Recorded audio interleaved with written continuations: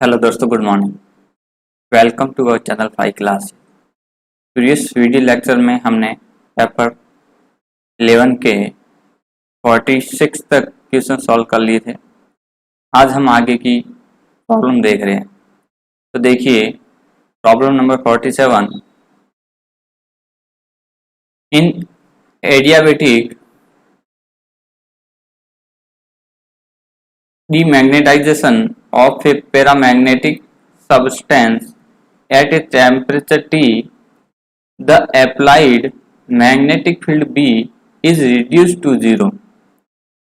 The fall in temperature will be approximately proportional to। ठीक है, ताप T पर किसी अनुचुंबकीय पदार्थ के रुद्धोष्म विचुंबकन में आरोपित चुंबकीय क्षेत्र B को घटाकर शून्य किया जाता है। ताप में कमी लगभग निम्न के अनुक्रमानुपाती है। आपको ये टर्म बतानी है। ठीक है, तो देखिए ये प्रॉब्लम सॉल्व करने से पहले आपको ये इक्वेशन ध्यान में होने चाहिए। ठीक है, अब देखिए आपको ताप में कमी, ठीक है, ताप में कमी किसके अनुक्रमानुपाती है वो आपको इसमें बताना है।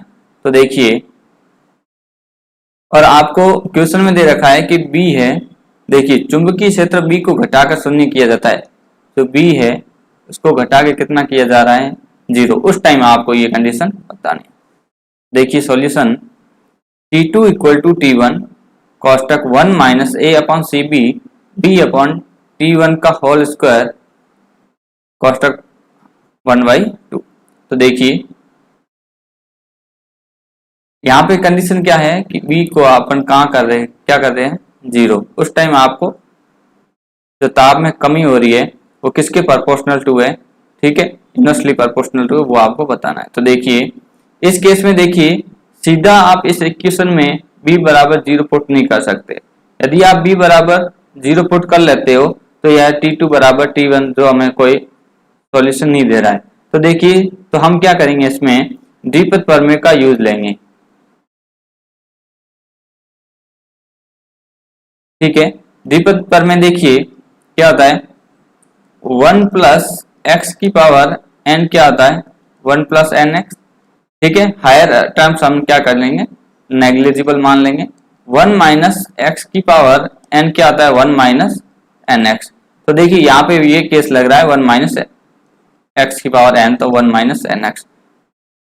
देखिए T2 minus T2 equal to T1, 1 minus power आगे आ जाएगी 1/2 a upon T B b upon T1 whole square.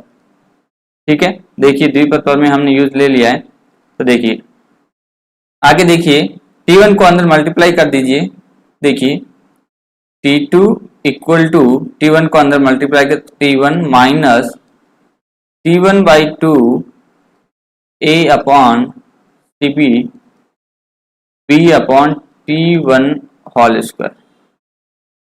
ठीक है, b स्क्वायर T1 स्क्वायर। तो देखिए इस T2 को इधर लेके आइए, तो T2 माइनस T1, ठीक है, माइनस एक टी, ये T1 से T1 क्या हो जाएगा, कैंसिल। तो देखिए a upon 2cb b square upon T1। देखिए ये क्या है, ताप में कमी को डिनोट कर रहा है। ठीक है, डेल्टा T लिख कहो या T2 माइनस T1। तो ये क्या है, कांस्टेंट है। ठीक है, तो देखिए ये किसके प्रोपोर्शनल आ रहा है या इनवर्सली प्रोपोर्शनल आ रहा है, देखिए बी स्क्वायर अपॉन T1। इस टर्म्स के क्या आ रहा है, प्रोपोर्शनल आ रहा है, और T1 के क्या आ रहा है, इनवर्सली प्रोपोर्शनल, और बी स्क्वायर के क्या आ रहा है, प्रोपोर्शनल आ रहा है। तो ऑप्शन देख लीजिए B square upon T1, B square upon T1 या T। तो देखिए B square upon T, option 2 is correct.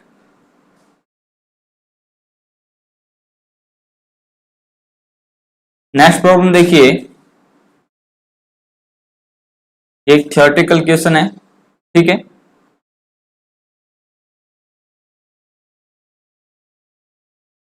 ये भी एक ब्लैक बॉडी रेडिएशन से रिलेटेड क्वेश्चन है। अब देखिए next problem, at very low temperature, ठीक है, at very low temperature the heat capacity of solid varies with the temperature as, at low temperature, at very low temperature, ये आपको एक condition दे रखी है। The heat capacity of solids varies with temperature as, ठीक है, temperature के साथ कैपेसिटी, हीट कैपेसिटी किस तरह टेम्परेचर पे डिपेंड कर रही है वो आपको बताना। तो देखिए, according to Debye theory of heat capacity, according to Debye theory of heat capacity at low temperature, ठीक है। तो देखिए CV equal to 12/5 pi square R T upon QD का होल क्यूब, वेयर QD क्या है, डी बाई टेम्परेचर। तो यहां से देखिए CV प्रोपोर्शनल किसके आ रहा है, T क्यूब के, ठीक है, CV प्रोपोर्शनल आ रहा है T क्यूब। तो ऑप्शन देख लीजिए, ऑप्शन 2 इज करेक्ट कि अत्यंत निम्न ताप पर ठोसों की ऊष्माधारिता ताप के साथ परिवर्तित होती है T की पावर क्यूब के अंश। ये है लो टेम्परेचर की बात हो रही है, कहां हो रही है, लो टेम्परेचर। इसी तरीके से यदि हाई टेम्परेचर का आ जाए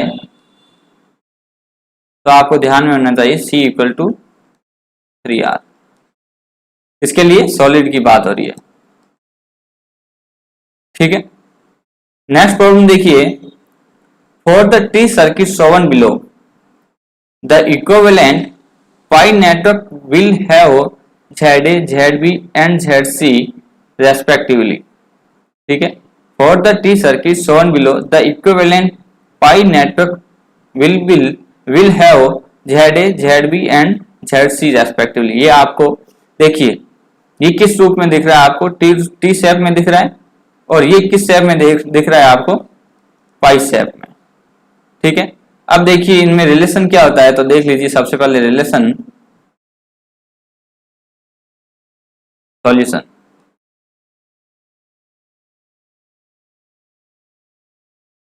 देखिए ये है Z1, ये है Z2 और ये है Z3 और ZA, ZB और ZC, इनमें रिलेशन देख लीजिए। देखिए Z1 का मान यहां लिख दीजिए एक बार कि Z1 की वैल्यू है आपके पास 1 ओम, Z2 की वैल्यू आपके पास 1 ओम और Z3 की वैल्यू आपके पास है 2 ओम। ZA, ZB और ZC आपको वैल्यू फाइंड आउट करनी। तो देखिए ZA इक्वल टू, देखिए Z1 Z2 plus Z2 Z3 plus Z3 Z1 upon Z2। इसी तरीके से देखिए ZB, ये हो जाएगा Z1 Z2 plus Z2 Z3 Z3 और Z1 अपॉन Z3। फिर आपको ZC ज्ञात करना है। देखिए Z1 Z2 plus Z2 Z3 plus Z3 Z1 upon Z1, value put कर दीजिए। देखिए Z1 इंटू Z2 तो 1 into 1 plus 1 into 2 plus 2 into 1 upon Z2 की वैल्यू 1। तो देखिए 1 प्लस 2 अपॉन 1 इक्वल टू कितना आ रहा है, 5 ओम। देखिए जब आप इस टर्म्स को सॉल्व करोगे तो आपको क्या मिल जाएगा, 5। Z3 की वैल्यू कितनी है, 2 है, तो ये कितना आ गया 2.5 ओम। देखिए इसकी वैल्यू 5, Z1 की वैल्यू 1, तो ये भी आपके पास कितना आएगा 5 ओम। तो देखिए ZA, ZB और ZC क्या क्या वैल्यू प्राप्त हुई, 5 ओम, 2.5 ओम और 5 ओम। ऑप्शन चेक कर लीजिए, 5 ओम, 2.5 ओम, ऑप्शन सी इज करेक्ट। तो देखिए टी और पाई में ये आपको रिलेशन ध्यान में रखना है। फिर नेक्स्ट प्रॉब्लम देखिए, a DC power source of 3 ohm internal resistance, ठीक है, is connected to a network of resistance S1 for maximum power transfer। देखिए maximum power transfer what should be the value of R. देखिए इस are की value आपको find out करनी है, ठीक है। किसकी हेल्प से? मैक्सिमम पावर ट्रांसफर की हेल्प से आपको आर की वैल्यू ज्ञात करनी है। और इस नेटवर्क के लिए आपको इंटरनल रेजिस्टेंस दे रखा है वो 3 ओम है।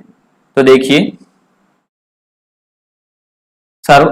देखिए सर्वाधिक शक्ति स्थानांतरण प्रमेय के अनुसार जनित्र की प्रतिबाधा, ठीक है, जनित्र की प्रतिबाधा लोड प्रतिरोध की प्रतिबाधा के बराबर होने पर शक्ति अधिकतम होती है। तो देखिए ये आपको यूज लेना है, XL इक्वल टू X2L। तो सबसे पहले हम क्या करेंगे, यहां से R की वैल्यू फाइंड आउट करेंगे, ठीक है। यहां से क्या करेंगे, R की वैल्यू फाइंड आउट करेंगे। तो देखिए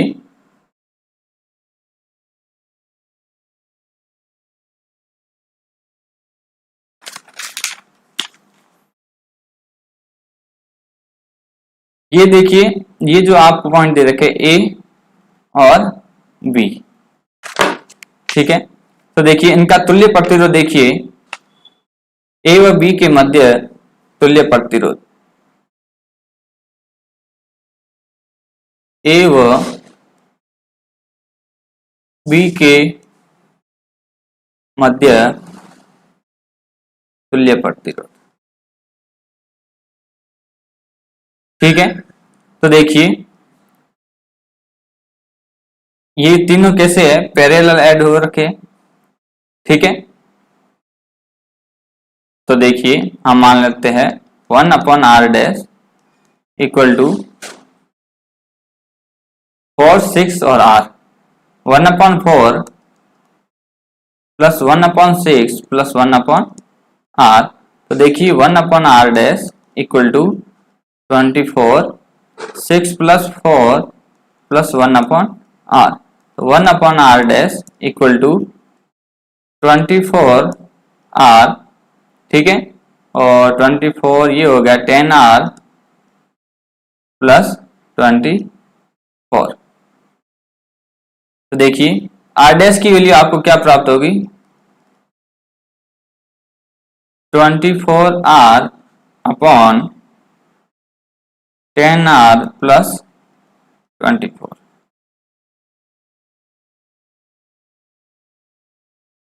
ठीक है। तो देखिए ये r डैश की वैल्यू प्राप्त होगी हमें। अब देखिए ये हमें मिल गई क्या है, लोड प्रतिरोध की प्रतिबाधा मिल गई। अब जनित्र की प्रतिबाधा आपको दे रखी है कि 3 ओम इंटरनल, तो इसके इक्वल कर दीजिए। तो देखिए r डैश की वैल्यू क्वेश्चन में जो है वो है 3। तो देखिए यहां से ये पुट कर दीजिए इक्वेशन। तो 3 equal to 24r upon 10r plus 24। देखिए हमने क्या किया, दोनों प्रतिबाधा को इक्वल किया है, ठीक है। इसकी हेल्प से सर्वाधिक शक्ति स्थानांतरण प्रमेय की हेल्प से हमने दोनों प्रतिबाधा को इक्वल कर लिया। तो देखिए यहां से आप वैल्यू फाइंड आउट करो आर की।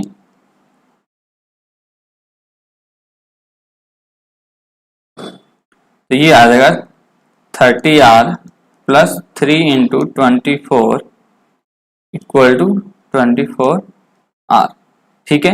यहां से देखिए इसको उधर लेके जाओगे तो 3 इंटू 24 ये आ जाएगा -6r, ठीक है। तो यहां से आप निकल दो r की वैल्यू -12r ये, ठीक है। तो देखिए और यहाँ से जो प्रॉब्लम है उसके ऑप्शन देखिए, ठीक है। ये आपको प्लस के 12 इस तरीके से ये दे रखे हैं, पर जो आरपीएससी की जो आंसर की है उसमें ऐसा कुछ दे नहीं रखा है, मतलब इस स्टार लगा के कोई ऑप्शन नहीं दे रखा है ना। पर जो मेथड है इस तरीके का जो भी क्वेश्चन आए तो इसका जो मेथड है वो यही रहेगा, ठीक है ना। आपको मेथड ध्यान में रखना है। ठीक है। अब देखिए next problem, for the full wave rectifier without any filter but with resistive load, the ripple factor and the lowest AC frequency respectively are। एक पूर्ण तरंग दृष्टकारी बिना फिल्टर पर प्रतिरोधी लोड के लिए उर्मी का गुणांक व न्यूनतम प्रत्यावर्ती धारा की आवर्ती क्रमशः है। ठीक है। अब देखिए इस चार्ट को ध्यान से देखिए, पूर्ण तरंग तथा अर्ध तरंग तथा पूर्ण तरंग दृष्टकार की तुलना,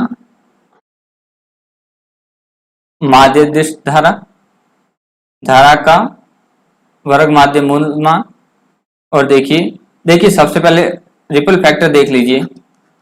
रिपल फैक्टर उर्मी का गुणांक अर्ध तरंग दृष्टकारी का कितना है 1.21 और इसका कितना है 0.48। तो ऑप्शन देखिए 0.48 किस किस में आ रहा है, एक तो इसमें आ रहा है, एक इसमें आ रहा है। अब आपको फ्रीक्वेंसी देखनी है, तो देखिए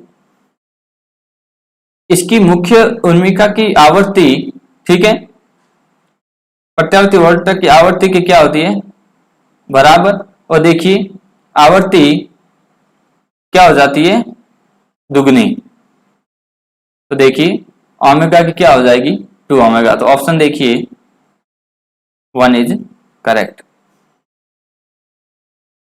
पर आपको ये चार्ट ध्यान में रखना है। देखिए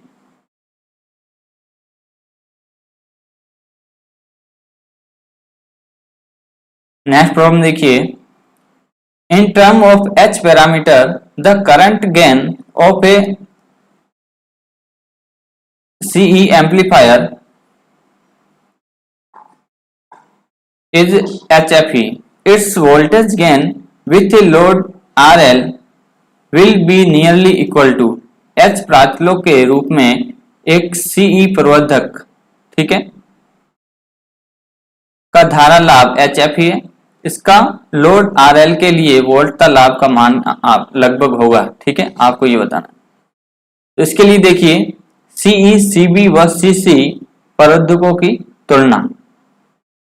अब आपको क्या पूछा है, इसके लिए सीई के लिए, सीई के लिए पूछा है, क्या पूछा है वोल्ट का लाभ एवी पूछा है। तो देखिए सीई के लिए आपको पूछा है एवी, तो ये है इसका answer minus H F E upon H I E, minus H F E upon H I E into R L. तो option 4 is correct.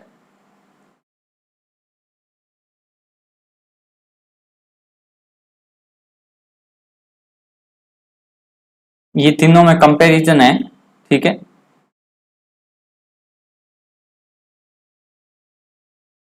Next problem देखिए, the correct statement for negative voltage feedback is that it. देखिए the correct statement for negative voltage feedback is that, first option है increases input resistance and decreases output impedance, decreases gain and bandwidth, increases stability and noise, increase bandwidth and decreases stability। तो देखिए किसके लिए है negative voltage feedback, negative voltage feedback के लिए। तो देखिए ऋणात्मक पुनर्निवेश का प्रभाव, तो देखिए किसमें वोल्टेज में देखना है ना। निवेश प्रतिरोध बढ़ता है, तो देखिए निवेश प्रतिरोध बढ़ता है, सही बात है।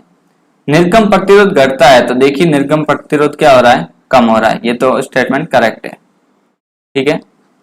लब्धि तथा बैंड चौड़ाई घटाता है, तो देखिए एक तो लब्धि, ठीक है, और बैंडविड्थ। तो देखिए लब्धि तो कम हो रही है पर ये क्या है अधिक है, तो ये स्टेटमेंट कैसा है गलत है। स्थायित्व तथा रव में वृद्धि करता है, तो देखिए स्थायित्व उत्तम और रव क्या है कम है, तो ये कह रहा है कि वृद्धि करता है, ये भी स्टेटमेंट क्या है। बैंड चौड़ाई बढ़ाता और स्थायित्व घटाता है, तो देखिए बैंड चौड़ाई अधिक, ठीक है, स्थायित्व घटाता है, तो देखिए स्थायित्व क्या करता है घटा तो नहीं, इक्वल है। तो देखिए ये ऑप्शन भी क्या है, तो ऑप्शन देखिए, ऑप्शन ए इज करेक्ट। उसके साथ साथ देखिए विभिन्न विन्यासों के ट्रांजिस्टर प्रवर्धकों का तुलनात्मक विश्लेषण। ठीक है, ये भी आप ध्यान रखना। ठीक है, यहां से भी क्वेश्चन बन सकता है। देखिए ये जो उपयोग है ना, यहाँ से देखिए इन तीनों का उपयोग है, वो बिल्कुल आपको ध्यान में रखना है, यहाँ से क्वेश्चन बन सकता है।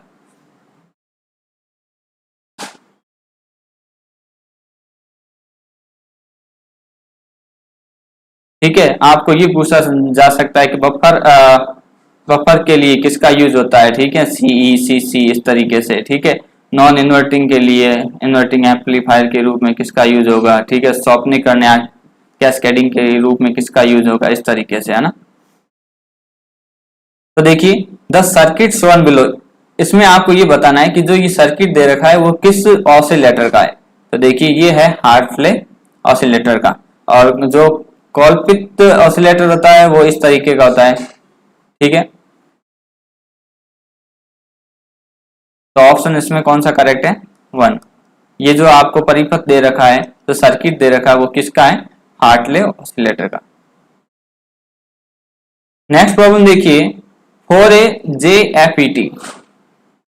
देखिए ये तुम्हारे बीएससी के कुछ टॉपिक है। ठीक है, बीएससी इलेक्ट्रॉनिक्स, ये अभी तक क्वेश्चन थे वो इलेक्ट्रॉनिक्स कौन सी है, बीएससी की। ठीक है, ये 57, और ये भी बीएससी का है 56, ये भी बीएससी का है 55 और 50, ये 54 बीएससी 53, ये सर 12th का भी पार्ट है। ठीक है, और ये तुम्हारे बीएससी 52 और ये भी 51, ये भी बीएससी से रिलेटेड। ठीक है, ये सारे इलेक्ट्रॉनिक्स के एक साथ आ रखे हैं क्वेश्चन।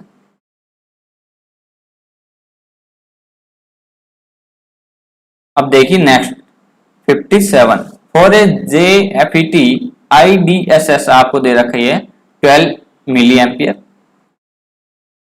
VGS ऑफ दे रखा है -4 watt. What is drain current, drain current आपको पूछा है। फॉर VGS आपको दे रखा है -1 वोल्ट।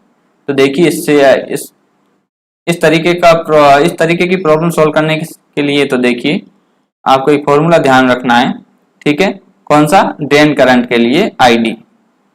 तो देखिए ये होता है IDSS कोष्टक 1 minus VGS upon VGS of.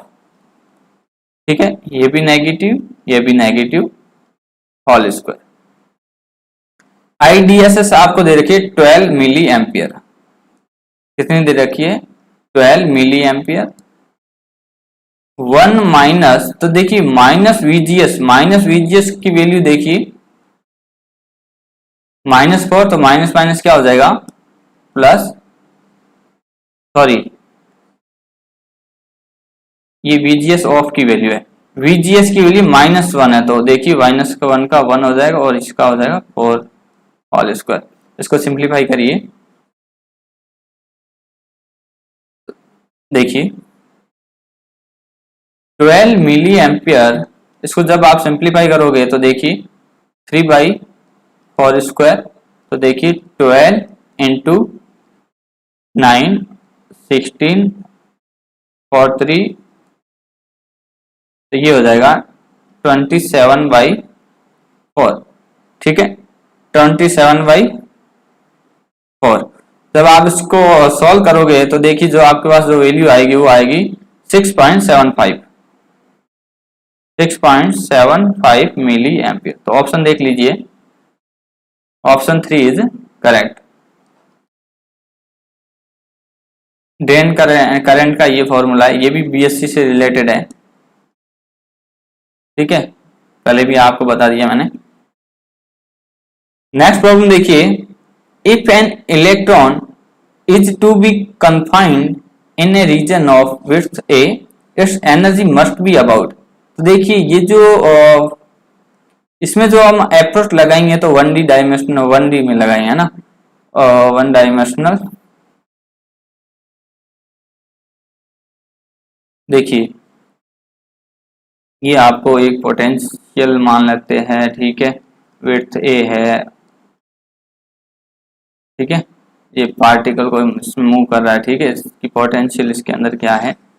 अब देखिए, तो फिर देखिए यहाँ से जब हम इसमें क्वांटम में देखते हैं तो एनर्जी हमें मिलती है E n equal to n square pi square h cut square upon 2m a square. जो देखिए जिस इसमें जो आपको वैल्यू दे रखी है वो एच की टर्म में दे रखी है, तो एच कट को अपन बदल देंगे एच अपॉन 2 पाई में। तो देखिए यहाँ पुट कर दीजिए, और एन की वैल्यू यदि हम 1 ले लेते हैं तो कितना हो जाएगा, पाई स्क्वायर 2ma स्क्वायर, ये कितना हो जाएगा एच स्क्वायर, और ये हो जाएगा 4 पाई स्क्वायर। पाई स्क्वायर से पाई स्क्वायर कैंसिल हो जाएगा, कट जाए, तो देखिए H square upon 8ma square. तो देखिए ऑप्शन, इसमें देखिए ऑप्शन मैच नहीं कर रहा था, तो आरपीसी उसमें भी स्टार लगा के कोई ऑप्शन नहीं दे रखा है। तो देखिए ये अप्रोक्सीमेट मैच कर रहा है, पर इसमें देखिए एड फैक्टर नहीं आ रहा है ना,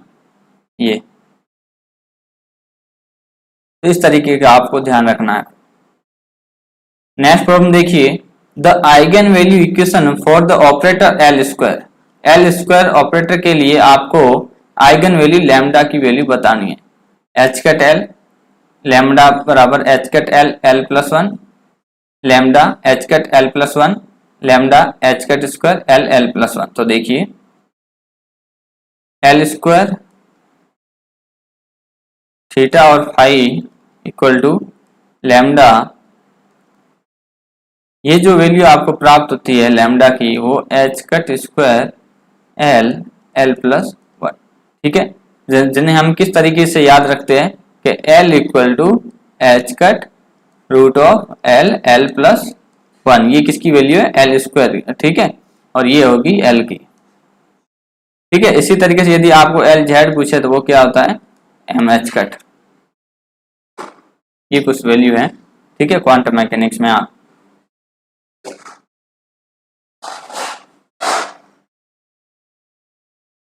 तो ऑप्शन फोर्थ इज इसमें कौन सा है, फोर्थ करेक्ट है।